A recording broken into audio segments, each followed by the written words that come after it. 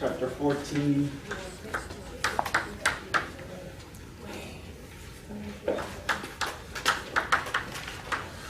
Seriously, if Linda's absent anymore, I'm going to have to give her an unofficial withdrawal or something. Okay, so last time we talked about the standard normal distribution whose PDF is like the perfect bell curve, right? So the mean is 0, standard deviation is 1, perfectly symmetric. Now we're going to sort of generalize this and talk about the normal distribution in general, where the mean and standard deviation can actually be something else, but overall it performs similar to a normal distribution. I'm so excited. So let's come to this, the normal distribution.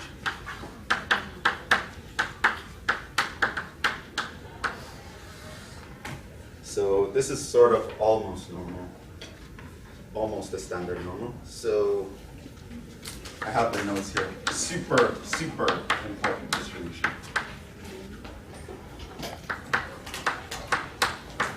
Because so many things follow this sort of distribution. Two supers. You have to emphasize super. I can't just put one.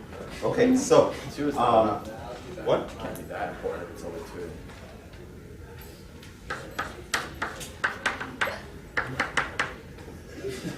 A little bit. Okay, so suppose X as a PDF. So here's the PDF of the general normal distribution. 1 over sigma times radical 2 pi e to the minus x minus mu squared. So it's like we're shifting the whole z squared over 2 sigma squared. So i.e. the PDF of x is obtained by shifting the standard normal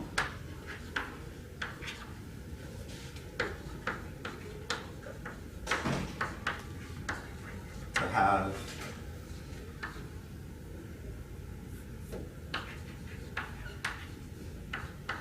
mean mu, not necessarily 0, and stretched, compressed.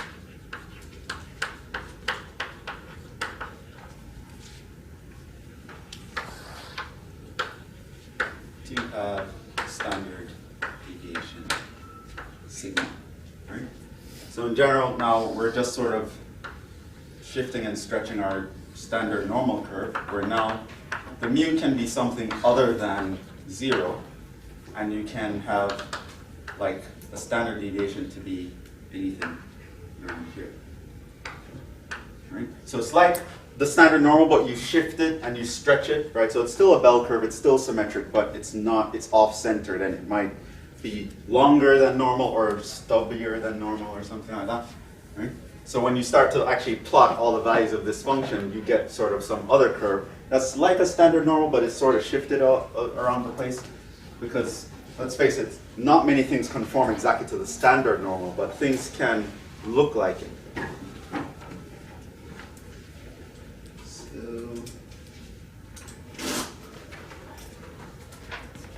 So this is mu minus this, mu plus this.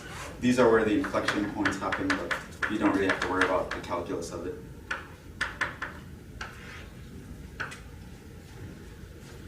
Okay, what else do we want? Then x is called a normal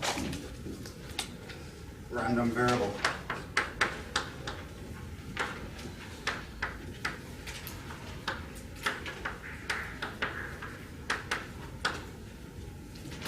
We're going to study these guys in general, and is denoted by x equals n, and they'll tell you the mu, and they'll tell you the sigma, right? So, example,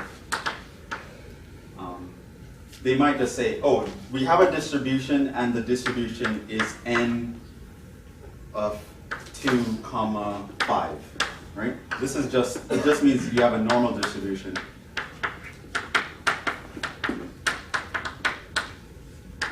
With mu equals 2 and sigma equals 5. So that's the notation for it. So if you see a question like that where they say that's a distribution, and then you have to say, Professor, you never told us what the mean is. I'm just going to look at you and shake my head. What's the standard deviation? You never mentioned it. I'm just going to shake my head because they're telling you, right? This means this is the mean, that's the standard deviation, right? And the big N there means you should think of it as a normal distribution. They wouldn't say that with something else, right? So they just might say, consider the distribution N blah, blah, blah. It means you should think of it as a normal with this mean and that standard deviation. So that's the notation. Okay, so a lot of things we will need to do.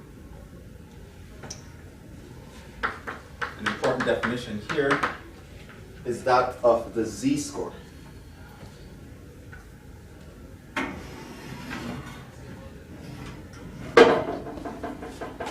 Doesn't really matter, but let me switch this to 5 and 2 because that was the example I used later. You can leave it if you want. I just want to be consistent. Okay, so definition. Let x be a normal distribution with mean mu, standard deviation sigma, and little x be a value of x. Right, so x is like a set of values that can be distributed like this guy. The number of standard deviations x, little x, is from the mean is given by the so-called z-score.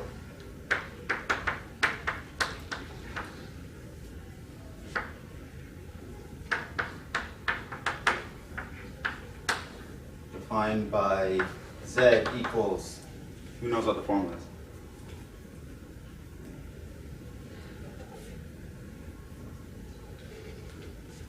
X minus mu over sigma. This is a very important formula. It's called the formula for the z-score of x.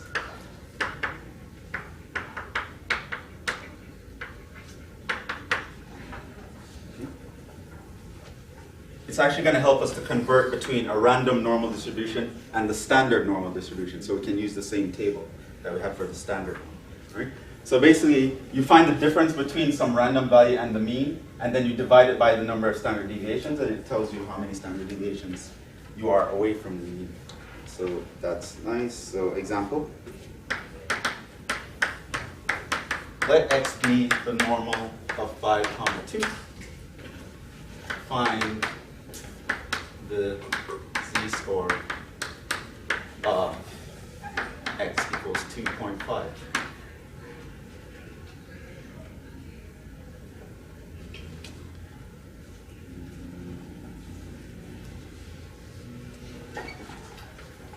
So how do you find the z-score of 2.5? Not very complicated, it's just using this formula. So basically say z of 2.5 is going to be equal to 2.5 minus the mu divided by the sigma. So what's that? That's just minus 2.5 over 2, which is what? Negative 1.25. That's it.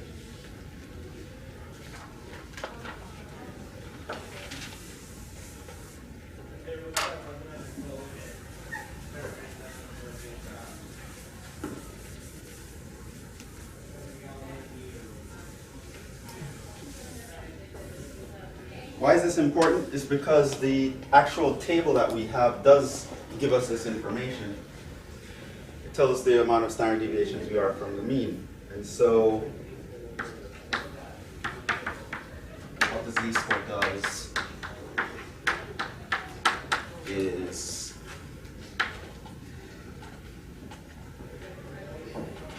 convert from x value of x to z value of z, right? Where big Z is just the standard normal distribution. That's the variable I introduced for the standard normal last time. Okay, so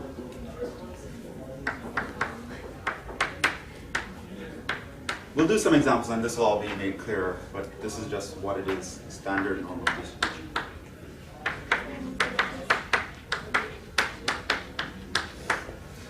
Okay. In fact, and here's going to be the important part. Let x be a normal distribution with mean mu, standard deviation sigma, then and A, B with A less than B, B values of x.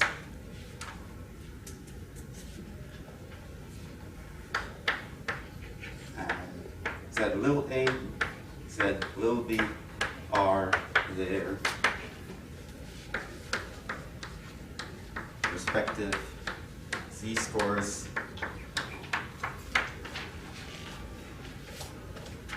then I understand the tension is building, but I'm going to release it right now. It's going to say something important. I can feel it. I know, I am. Okay. Then here's the kicker, right? We can actually talk about probabilities of x now. We can say that the probability that x is between A and B. No, I hear the wrong number. Is just going to be what? What? The cause for effect? What did you like? What did you like? What did he say? I think you have the wrong number. I'm trying to say something important here. You're paying attention. Okay. Then this guy is actually equal to the probability of Z being between ZA and ZB. That's actually the important part. So basically, if I know the z-scores of x, I can actually use those in the standard normal distribution and actually figure out they'll actually be the same probabilities. So that is true. That's one thing that's true. Another thing is that we don't need two intervals. We can actually do a one-sided interval, probably at a less than x is equal to the probability of ZA less than z. And probability of x less than b is equal to the probability of z less than z.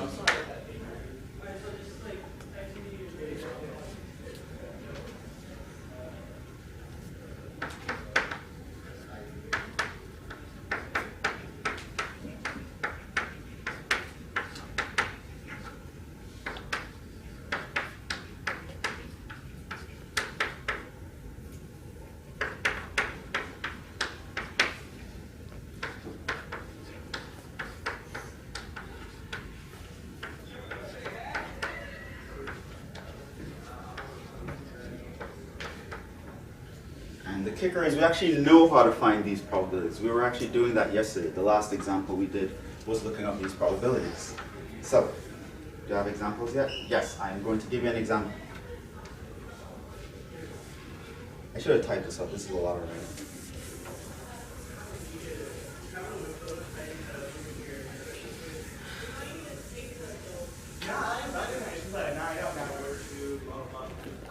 However, this is going to be similar to the kind of examples you get on an exam.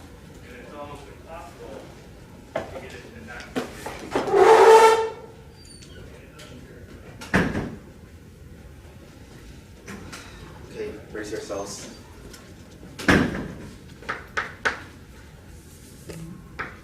Examples. The scores on a statewide, right, some sort of standardized test. Statewide exam are normally distributed.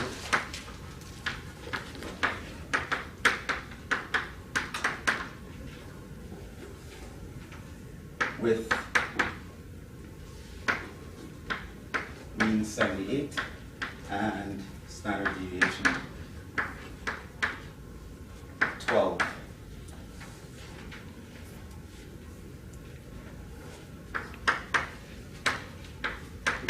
The max score on this exam is 120. 8.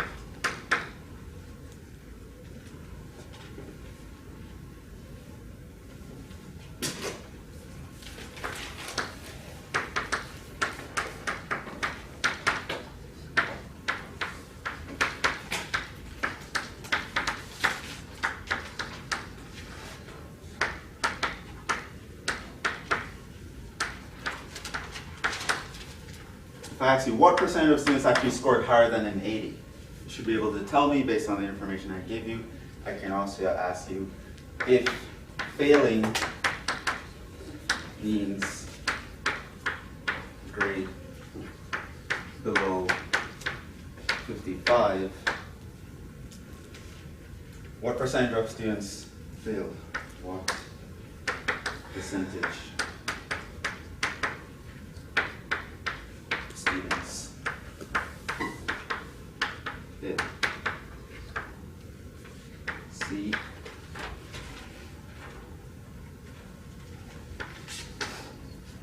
What is the probability of scoring between 75 and 90?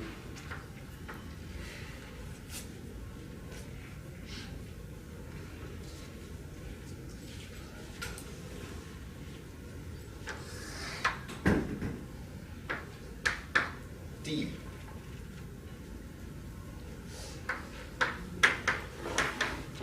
What if we know that only the top 3%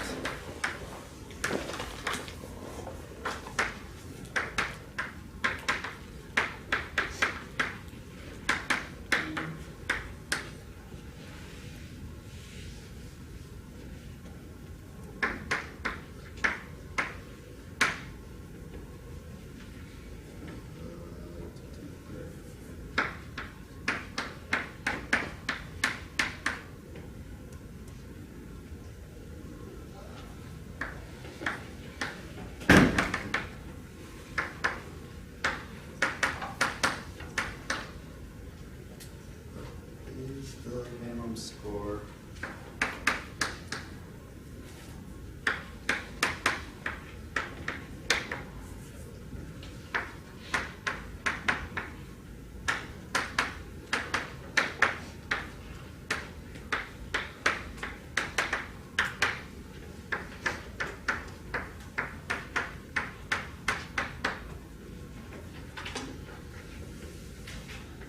Which, by the way, test scores are often normally distributed overall.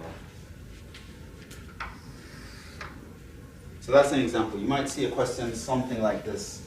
So they're going to tell you that there is something that we've measured. We know it's normally distributed, and it has means blah and standard deviation blah. So on average, the mean score of this exam is a 78 with a standard deviation of 12, which means on average points spread out from the mean at about 12, right? So if you go by the 68, 95, 99.7% rule, it means that 68% of students will score within 12 points of the 78, right? So you know that much at least, right? And I can ask you the question, what percent of students scored higher than an 80? If failing means you get a 75 or lower, what percent of students actually fail? What's the probability of scoring between this and that? And if only the top 3% have a shot at getting into an Ivy League school, what's the minimum score you need to actually have a shot at getting into an Ivy League school, right? What score should you aim for if you want to get into an Ivy League school? They're all like, we only take the top 3%, right? What score do you have to get? Right? So knowing that this is normally distributed is what's going to help us answer this question. I hope you guys have your tables. So let's look at A.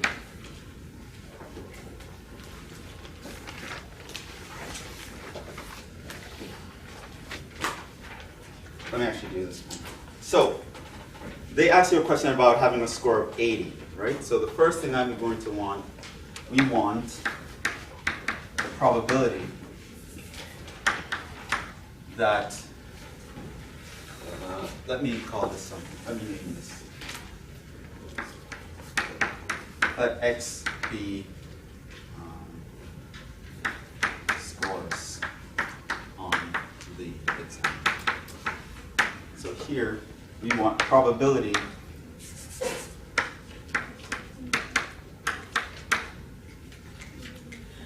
what do you want probability if I want to state this as a probability? That X is greater than 80, right? That's what I want. Okay. Now how do I figure that out? Well, I know it's normally distributed, so I'm going to have to try to translate this to something that's actually useful. So this guy sort of looks like this guy. So if I can go from this to that, last time we looked up how to get this probability, and so we can do that. So what we're going to need is to find the z-score of the number that's here. Right? So now, let's find the z-score of 80. What's that going to be? It's the x value, which is 80, minus mu, which we were told is 78, divided by sigma, which is the standard deviation, which is 12. So this is just 2 over 12, which is 1 over 6. What's that as a decimal? 5.167. So now what you're going to do is figure out where 167 is in your standard normal, which means what we're looking for now on the standard normal, there's going to be a point here, 0.167. What I want is the area on this side, right? Getting higher than that. Right? Now remember, our table tells us the area on this side, but we just subtracted from 1 to get the area on this side, right? So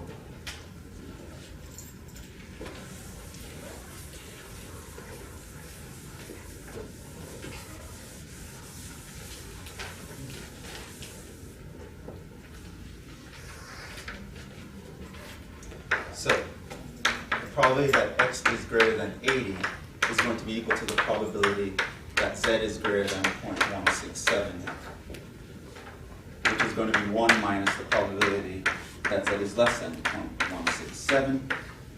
This we can get from the table. So that's just 1 minus phi of 0.167. And what's that? If I look up 0.167 in the table, what does it give me?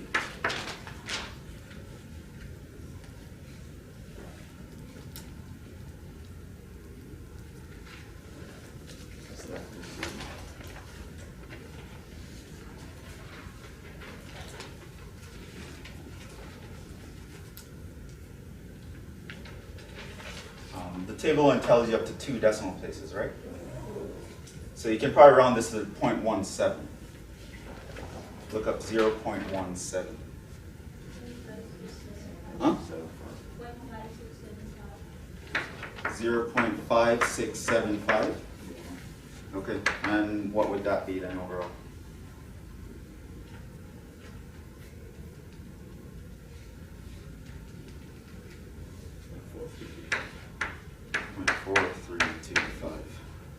This means there's a 43.25% chance of scoring above 80.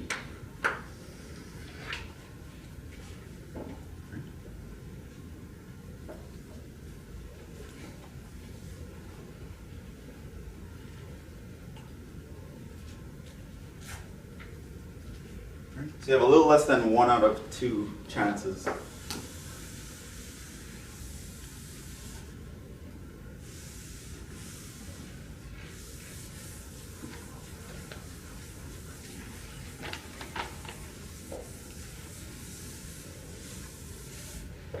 Okay, next question, part B. What do we want here? Failing means below a 55. What percentage of students would you expect to fail? What do we want to look for? we want the probability of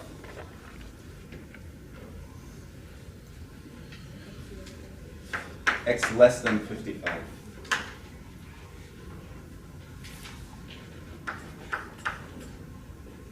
So first what we want to do is find the z-score of 55, which is going to be what?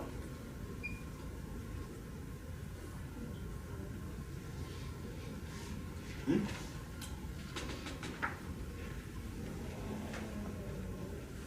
(55 minus 78). That's the x value minus the mu over the sigma. And what is that? Negative 1.9? 92. Negative 1.92. This means the probability that your x is less than 55 is the same as the probability that your z is less than minus 1.92. Well, that's just the phi value of minus 1.92. So if you look up minus 1.92, what do you get? Huh?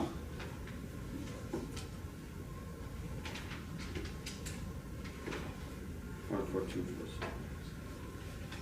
0.42. Oh, I'm sorry. 028. 028. 0.0281. No. 0.0274. 0.274, yeah.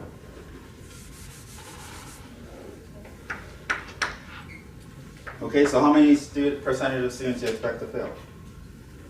2%. 2.74%. I'd take that exam.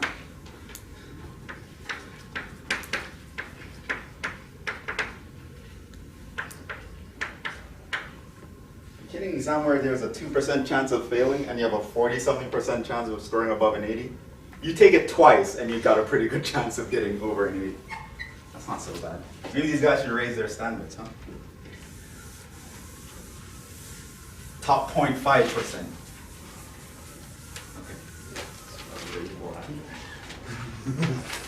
It is kind of more after. That's the sad part. Okay, part C. What if I wanted the probability of that a student will score somewhere between a 75 and a 90? What do we want here? Probability of? 75 less than x. That's what we want. So what we're going to have to do, and remember, it's a continuous distribution, so technically it doesn't even matter whether you include them or not. That's the nice one. So first we're going to need the z-score for 75, which is going to be x minus mu over sigma equals blah. We're also going to need the z-score for 90, which is going to be x minus mu over sigma equals blah.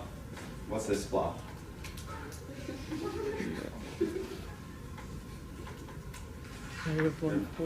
Minus what? 125. Minus 0.25. This one is going to be positive. 1 point. 1. It's One. just 1. Oh, that's cool. Yeah. Straight up 1. Okay, so now what it means is that the probability of scoring between a 75 and a 90 is just the same as the probability that my z is between minus 0.25 and 1, which is, remember, it's phi of the right endpoint minus phi of the left endpoint. So what is the probability of 1? This is the table value for 1. So it's just 1.00.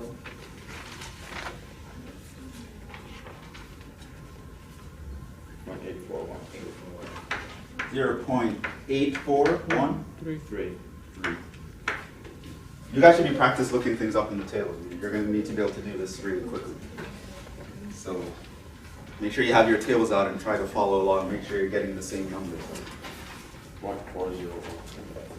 0.401. 3. Okay, so what is this?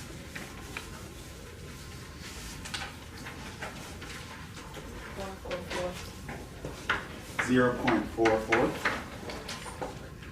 Yeah. It's just 40%.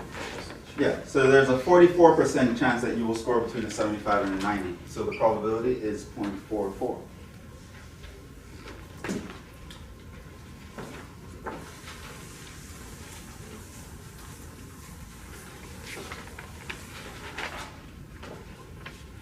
C.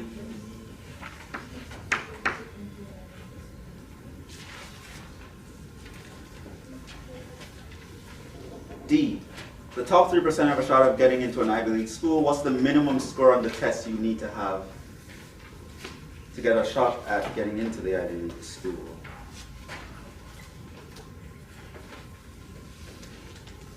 What do we want here? What's the value corresponds to a 3%, 0.0. We want the x value is what we're after, right? Remember z is after we translate it to some new kind of variable. We were really after the x. What x value gives, what do we want? The probability that x is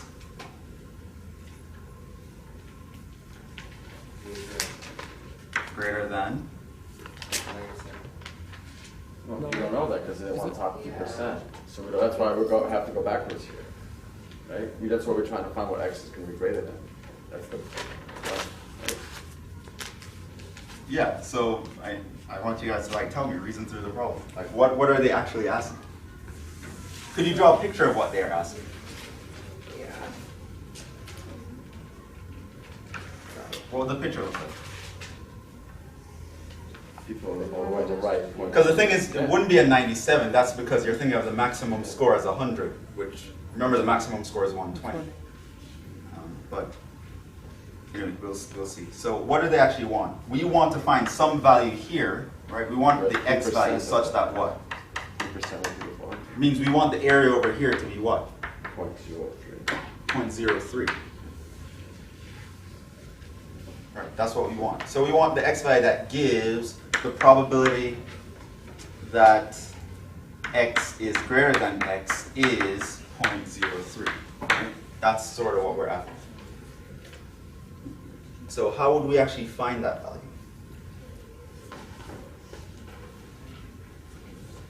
So this is a case where we're given the area and we have to backtrack to find the actual values. Do we just look on the Z chart?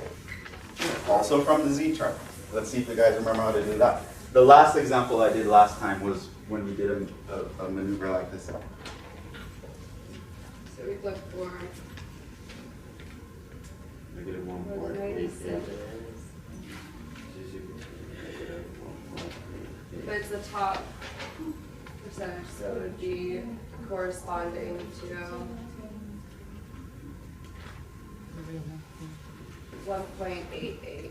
So the area on this side would be what? 97. 0.97. Right, so basically you're going to want to find the z value that gives you 0.97 area. So what you're going to do is you're going to look up the 0.97. Try to get as close to 0.97 as possible in your table. 0.1 or 1.88. Right, so you're going to have, remember your z starts here. The first two digits are over here, first two digits. And then the third digit is over here. And then the area is in the middle part of the table, right? So you're going to be looking here.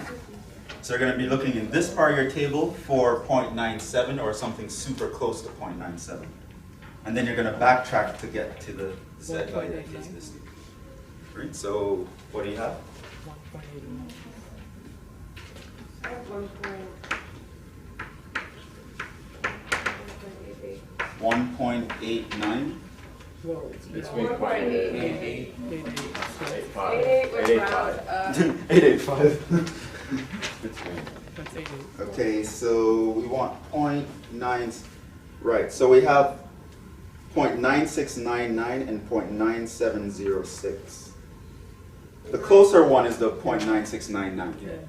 Right? So that's only off by 0.0001, whereas the other one is off by 0.0006, right? So the closer one would be the 1.88. So I'd actually use that value. Make sure you can look this up in your table and figure that out. Okay, so now if I know what z value I need, how do I get to what x value I need? Set the, 1 minus. yeah, x minus 78 over 12 is equal to 1.88.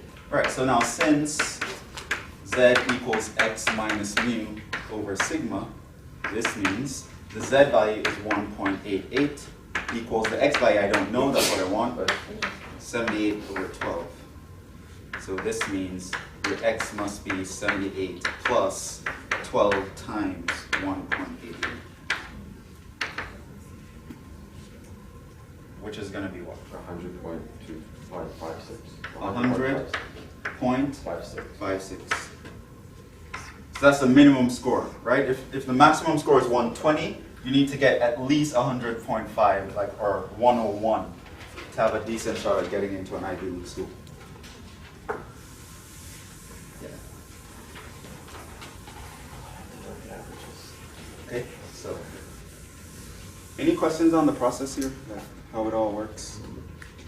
All right, so basically they're going to say, oh, we are measuring this thing and it's normal with this mean and this standard deviation. And all that means is you're going to be using this formula all the time to translate it to z, so you can use the table. And then sometimes you need to translate back to the x, not always, but sometimes you do. And then you can answer their question that way. So this is the minimum score needed.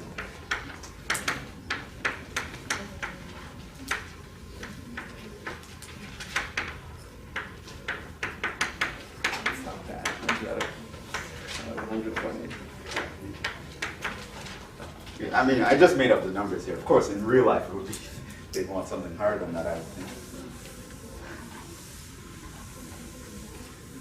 Unless you have like some killer personal statement or story or something like that guy from 21. I can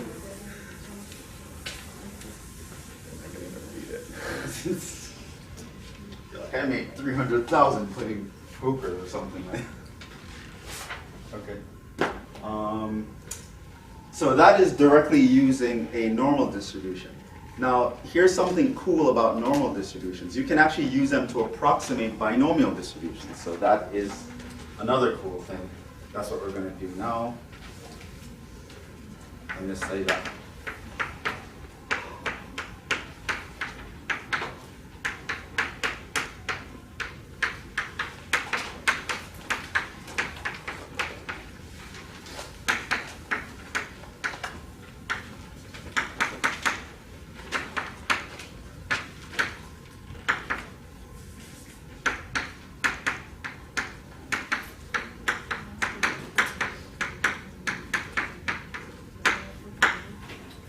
So this is actually a theorem in your book. I'm going to show you how to actually do this approximation. Suppose x is a binomial random variable.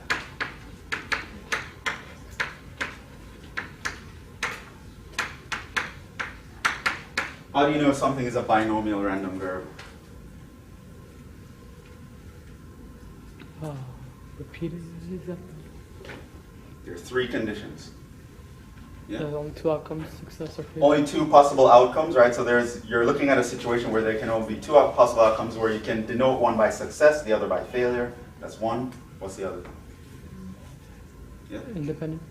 Each outcome, each individual outcome is independent of all the others, and you're repeating the same experiment over and over, right? So you're repeating an experiment n times. There are only two possible outcomes. Each one is independent, right? So whenever that situation arises, you're dealing with a binomial. But sometimes the calculations for a binomial can be really nasty, even if you're using complements. So the normal distribution actually helps us get away from some very harsh calculations. So suppose it's a binomial random variable with mu. Remember, for the binomial random variable, the mean is n times p. And as long as the mean is bigger than 5, you can use this approximation with a nice cushion. And q is greater than 5. and n is greater than 30. Usually, once you have more than 30, these are automatically fulfilled, but don't worry about it. Right. So if you're repeating an experiment more than 30 times, then you can actually use a normal distribution to approximate a binomial. So also recall sigma is the radical of n times p times q.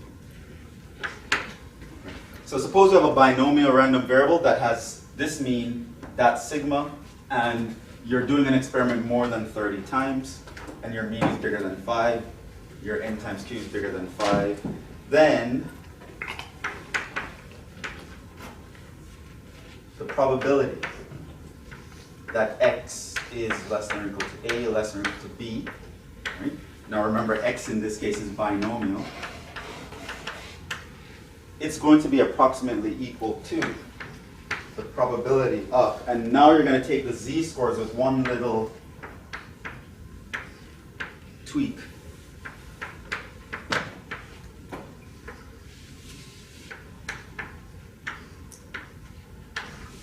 Right, so it's like the z-score of A is A minus mu over sigma, the z-score of B is B minus mu over sigma, but you're going to have to do this little trick here. You're going to have to subtract 0.5 from the lower bound, and you're going to have to add 0.5 to the upper bound.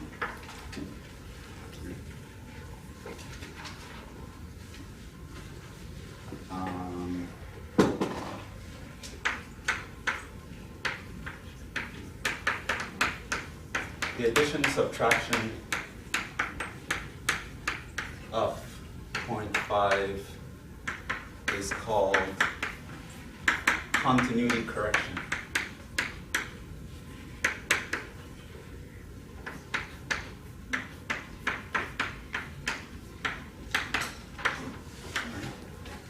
So on an exam, you might see them say something like, oh, here's a binomial random variable. Use the normal distribution with continuity correction to approximate the probability, blah, blah, blah.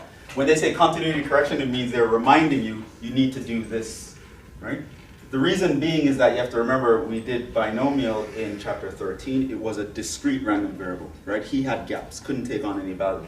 The normal distribution, though, is continuous. It can take on all values. So they'll actually be different. And you can work out the math. It's too advanced for this class. I'm not going to do it. But you can work out the math and show that if you sort of subtract a half from the lower bound and add a half to the upper bound, it makes up for this difference in those gaps, right?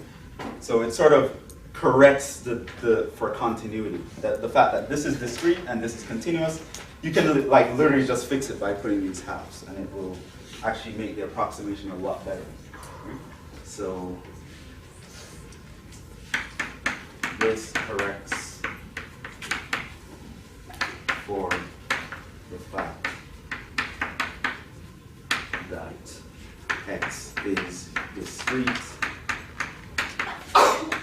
while z is continuous. So whenever you're thinking of things in terms of binomial, you have to do this little extra part here. Right? So it's just, you need to remember that. That's actually very important.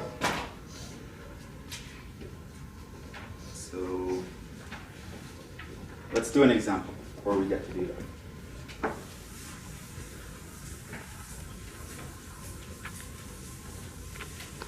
By the way, the last example and this one, super important examples, you're guaranteed to be asked to do it on a final, a problem like these two. There's going to be one where they say, oh, it's a normal distribution, use the normal distribution to figure it out. And there's going to be one where they're like, okay, it's a binomial distribution, but we want you to approximate it with the normal because the computations are nasty. How many questions are going to be on the final? It feels like every class there's like 2 or 3 questions to say are going to be on the final. What? How many questions are going to be on the final? You're going to have to do about 9. So in recent semesters, the format is sort of like, there are 12 questions, you choose 9. Okay, that makes more sense. So you have 2 hours and 15 minutes, which means you have about 15 minutes per problem, which is sort of why I always give you a test with 5 questions for an hour and 15. Just for you to get used to the time. Yeah, so it's about 9 questions and you have about 15 minutes per question. So let's do an example. The final for this class hasn't been written yet, so I don't know what it looks like or exactly how many questions, but when I find out, I'll tell you guys more. It should be done by the end of the week, the beginning of next week. Okay, so let's do this one. The probability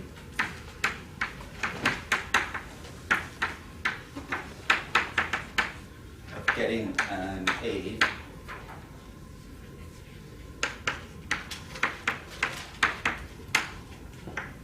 in a certain bio class that shall not be named. It's for Rusni's class. No.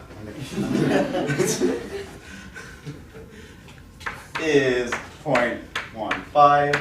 I hope Faruzia doesn't watch this. Suppose I think it's supposed to be an extra 0 before the mark. like a 0.015. Felix, all right. and that's it. I got it. I know you did. So I'm not in that category. We know you got an A+. Can you believe this guy last time was like, yeah, I messed up on the test, but I have the cushion. Don't worry. Hate guys like him. Yeah, I got the bonus points. Okay. Suppose there are. Yeah, it's Faruzzi's teacher's pet. That's very good. Okay, suppose there are 200 students. Students in the class. Right, so we have a bio class with 200 students, and in this particular class, the chance of getting an A is 15%. I know it's crazy, but we're living in a utopia. What is the probability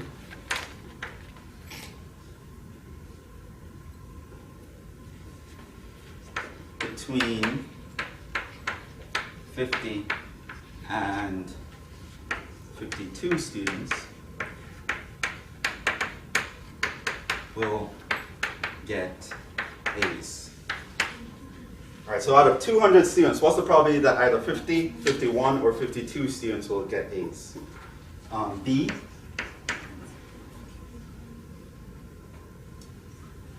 That wasn't what I wanted to ask. That was actually B. I'll just write A as B. What's the probability that at least one student will get an A?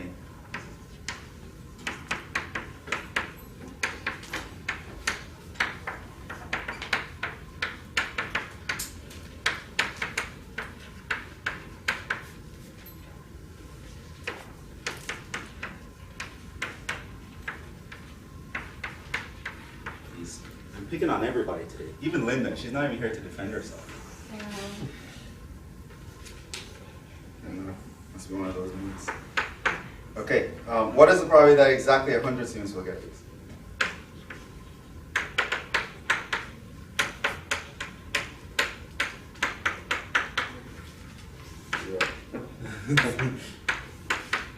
Right? Exactly half the class will get A's.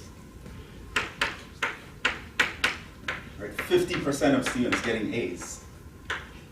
What are the chances of that happening?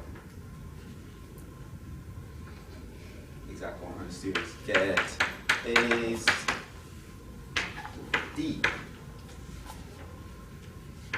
And here's what they say. Estimate. Right? They're going to use that word. They're going to say estimate or approximate.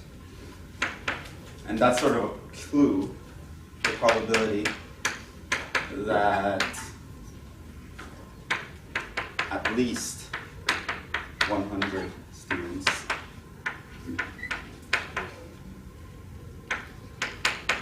will get A's. Right? And we're going to see what the difficulty of this situation is when we get to that. So,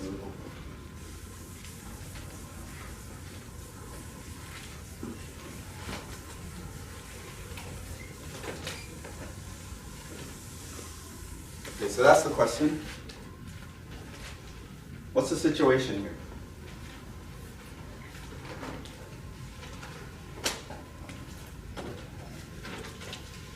How do we start? What's going on? The probability of getting an A is 0.15, but then not is 0.15. Okay, yeah, so I know. how about we start to measure what they want to ask us for? They're usually asking for a number of students, right? So let x equals the number of students who get A's. Okay. How can we think of x? What kind of variable is it?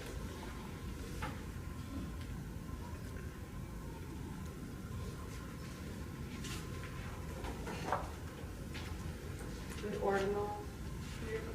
A what? A what? Nominal. Ordinal A scale. nominal? 0 to. It's an integer. Interval. I don't know.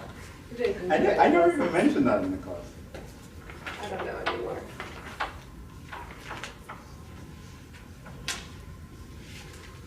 What's x? What's x? Binomial. It's binomial. How do we know it's binomial?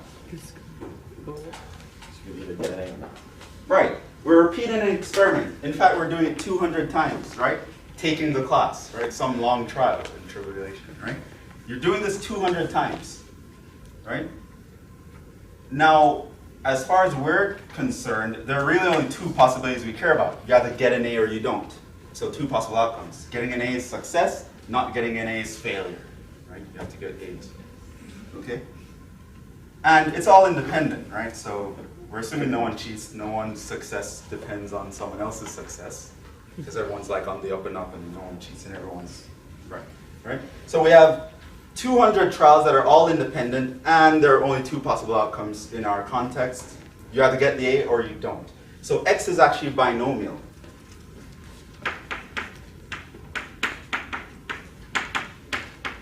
Right?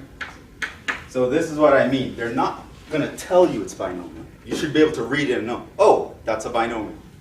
Right?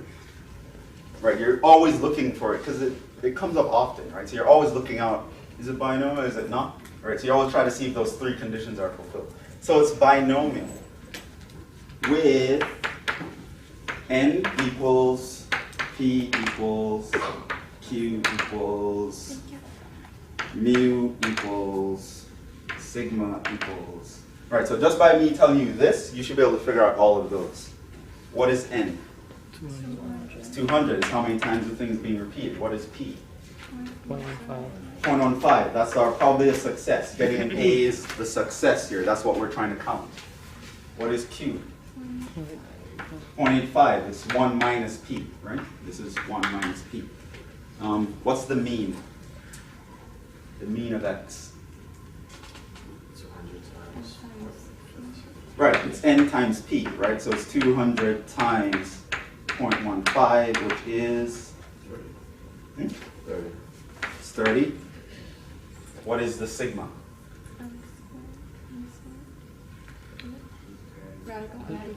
Radical of npq, right? So that's the radical of n times p is 30 times q. Why is Q and P the same?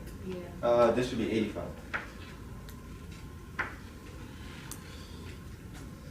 So what's the radical of 30 times 0.85? Should be 200. Hmm? N, right? Not Good, he already did it. Well, Times n Oh, times minus p Q, I'm is the sorry. 30. Yeah. So now I'm just multiplying by the q. I'm sorry.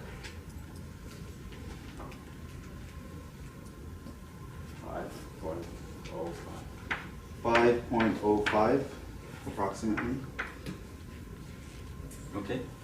So when you read this, you're going to be like, oh, it's binomial. This is my n, that's my p, that's my q, this is my mu, this is my sigma. You should just know that, right? Like really quickly. I'm totally being serious though. Don't chuckle.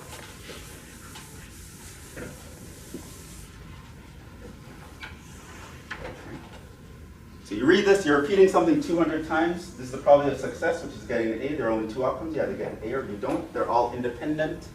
And all this information we should know, right? N is the number of times you're taking the trial. P is the probability of success. Q is 1 minus P is the probability of failure. For a binomial, the mean is always n times p, and the standard deviation is always the radical of npq. Okay, so with that information, let us continue. A. What do we want for A? We are asked for, what's the probability between 50 and 52 students will get A's? How do we do that? What are they asking us for? P P of parentheses 50 less than X. Right? Now remember, our x is binomial, which means it's discrete, so this equal actually matters now. Right? Now remember, for the discrete case, what do we have? P of 50 less than or equal to x less than or equal to 52. How do we actually compute that? P of 50 plus P of 51 plus P of Right, 52. it's mutually exclusive and independent, so we need P of 50, P of 51 plus P of 52. And what are each of these? How do we find P of 50 in a binomial? 200 choose 50. 200, choose 50. 0.15. 0.15 to the 50. 0.85. 0.85 to the 150. 150, right? So it's n choose k, p to the k, q to the n minus k. Plus, this is going to be 200 choose 51, 0.15 to the 51, 0.85 to the 149, plus 200 choose 52, 0.15 to the 52, 0.85 to the 148. Okay, practice using your calculator to see if you can get to the right numbers.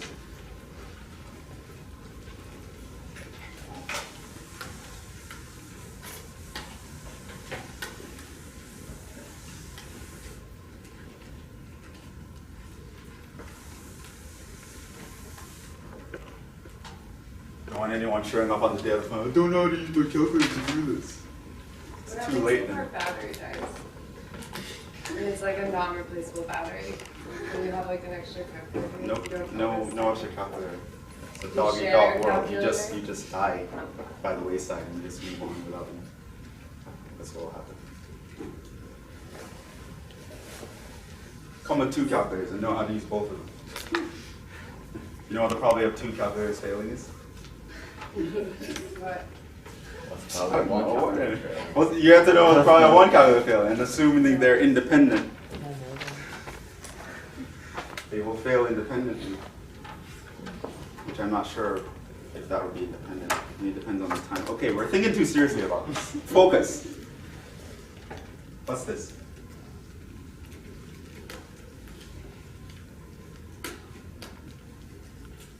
Oh, What's the first one? I'm not there. Give me, say, 3 decimal places. 0. 0 point. It's like doing it one by one. By hand, because he forgot his calculator. 0 point. The whole thing is 1000. It's 4075. It's 4 zeros? Yeah. Wow. 4075. Plus. Equal 9 times 10 to the negative. Really? Man, the kids in this class are gonna die. We're all getting 52 of them getting these. It's gonna be smarter than this, isn't it? 2 times 10 to the negative. What? 2 times 10 to the negative. Okay, so when you add those all up, what do you get? 0.00013. 0, 0, 0, 1, 3. 4.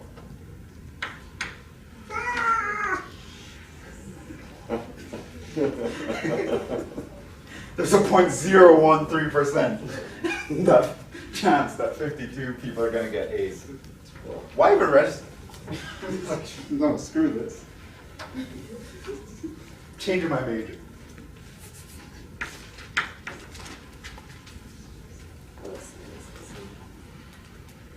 Okay, so we're gonna move on to B. In B, we ask the question: what is the probability that what is the probability that at least one will get an A? So what do we want in B? X is greater than 1. Want probability that X is greater than 1. At least 1 greater than or equal to 1. Right? So probability that X is greater than or equal to 1 is going to be what? 1 minus? x is less than 1, which, because we're talking about people, the only possible case is x equals 0. Right? So we'd use the complement because we don't want to do 1, probably of 1 plus 2 plus 3 plus 4, all the way up to 100. So use the complement probability, right? That's just the opposite of no one getting the A. What's the probability of no one getting an A?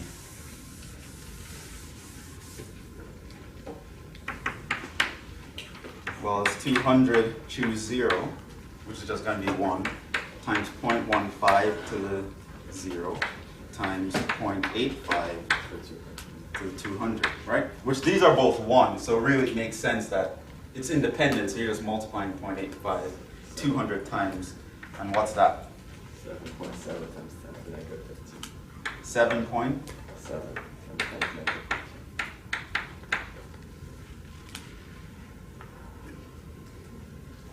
Still want to register for this class? That's the chance of not getting it. So that's clear. Oh, you just told me this part? Yeah. Or the whole answer? No, it's bracket. So it's 1 minus this. So oh, I was getting really pessimistic about this class. It's actually not so bad then. What's that going to be? My calculator's not even to 1. Yeah, 1. Right, which means it's like 0.9999. It's going to be more decimal places than your calculator. It's pretty much 1. Okay, so we're pretty certain at least one person's going to get an A. It's the teacher's pet. You got an A plus, not an A. Oh, you got- Not an A. I'm not in this category yet. Yeah.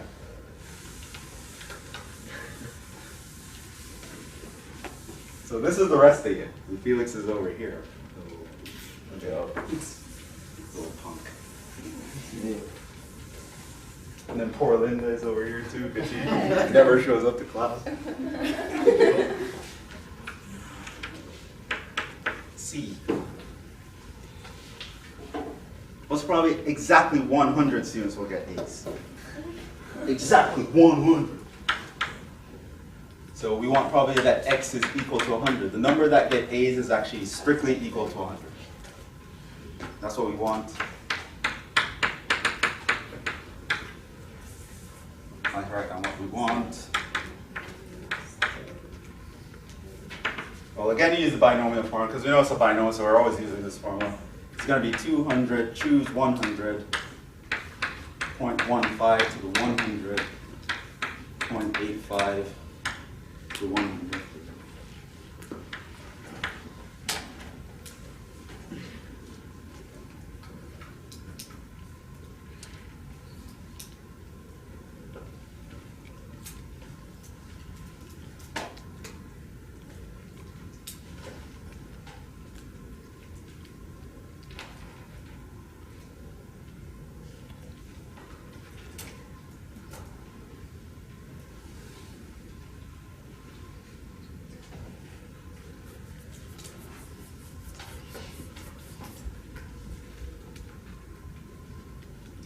And what's that?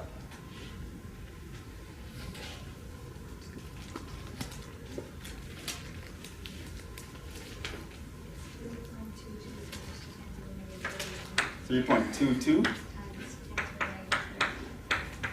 Yeah, pretty much impossible. For half of you guys to get A's, forget it. Forget it. It's not gonna happen. It's effectively 0. Okay, so actually now part D is the interesting part. That's the one that says estimate. So that's what you're thinking. Oh, how do I estimate something that's a binomial? You're like, yes, normal distribution. So we want to estimate the probability that x is at least 100. So greater than or equal to 100. So now you might think you're slick. You're like, well, you know, the probability that x is greater than or equal to 100 is actually just the probability of 100 plus the probability of 101 plus all the way up to the probability of 200. And you're like, whoa, that would be a lot. Let's do the complement, right? And so you're like, okay, this will be 1 minus the probability that x is less than 100. So now I have cut it down from 101 calculations to the probability of 0 plus the probability of 1 plus the probability of 99, right? So now, like either case is really bad. You do not want to do this like 100 times, right? So like no way, get out of here, right? So that's why they say estimated. So this is why the normal distribution is useful. Sometimes you might have a binomial and you know how to do it, but it's just too much calculations. And the normal distribution is what saves us from this calculation. So that's another reason why it's important. So, note.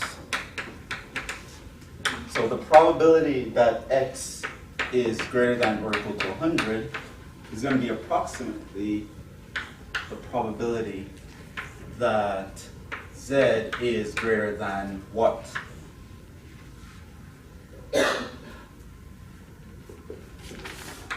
Well, 100 minus point. Well, is it a minus or a plus? Minus.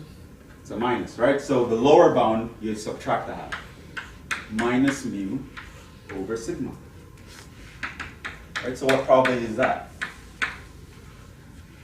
That means it's 99.5 minus, what was the mu? We had it here by this. Minus 30. It was 30 over the sigma was like 5.05.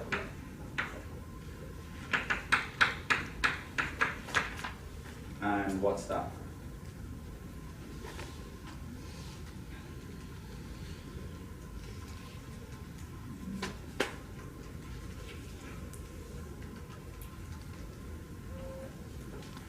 It's going to be big. It's going to be like 12 point something, 12, 11. Huh? 13.76. 13.76. Okay. So if you're thinking that looks really big for a z, you'd be correct. So, but I've seen situations like this, which is why I want to actually talk about it in an example. Why I gave these absurd numbers. So what is the probability?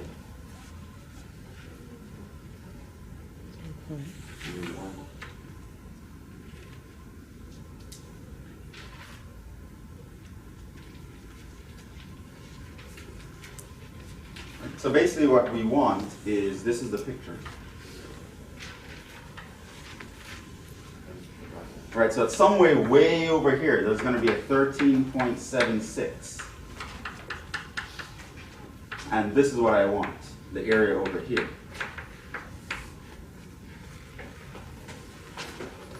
What is going to be the area over there? 1 minus the area. Sure, yeah. That's true, but how do we get the area over here? What are we going to look up in our table? 13.76, which is in there. Okay, so what that means, when something is either too big or too small to be in your table, you consider it to be an extreme value. So basically you'll notice that your table goes up to what, like 4? 3.5? So most tables go up to somewhere like between minus 3.5, this is in the table. Most tables will go like somewhere between minus 4 and 4, minus 3.5 and 3.5. And you'll notice if you look up these numbers in the table, it's going to give you like 0.00001. Or in this one, give you like 0.9999 something, right? Basically, it means that like 99.999% of things will happen before you hit 3.5, right? So it's like everything after that, you can sort of think of it as nothing. It's so small. It's like 10 to the minus block, right? So you essentially, so probably that your z is above this value is effectively 0. So anything that's out of range, it's going to be the area over here versus the area over here. It's essentially 0 because you have like 99.99999 things happening before you hit 3.5, right? So to get like 10 units above that, pretty much impossible, right? So yeah, 100 or more students getting an A in this class, Not gonna happen. Well, maybe in a trillion years. But usually, otherwise, you get a number here that you just look up in the table and you can find it. You'll get 1 minus whatever you get from the table and you do it. So yeah, that actually finishes everything in our syllabus. Yay! Okay. We ended with a bang. I'm so happy. I'm so very excited. Glad to be here. I'd like to thank everyone. It's an honor to be. Okay. So the last test is next week, Wednesday, which is the last day of class. On Monday, I guess I can take on questions. I also have to give you guys a survey because you have to feed the bureaucracy. So we can talk about some stuff, maybe when you're studying for the test. The last test will cover everything that's in our syllabus. So it's pretty much discrete random variables and Random. continuous random variables. So with emphasis on the binomial and the normal distribution. So it should be a short test on Wednesday. On Monday, we'll go over stuff. Our final is on the 21st, I think. Yeah. So, yeah. Maybe the weekend before that, I'll try to hold maybe like a mock exam or something, or a review session. Okay. But yeah, other than that, you can study this stuff. Or maybe on Monday, if you're interested, I can actually go ahead and we can talk a little bit about chapter 15. Yeah. Love your enthusiasm. Okay. Yeah. So yeah, we'll end there for now. There's nothing really else to say. All right.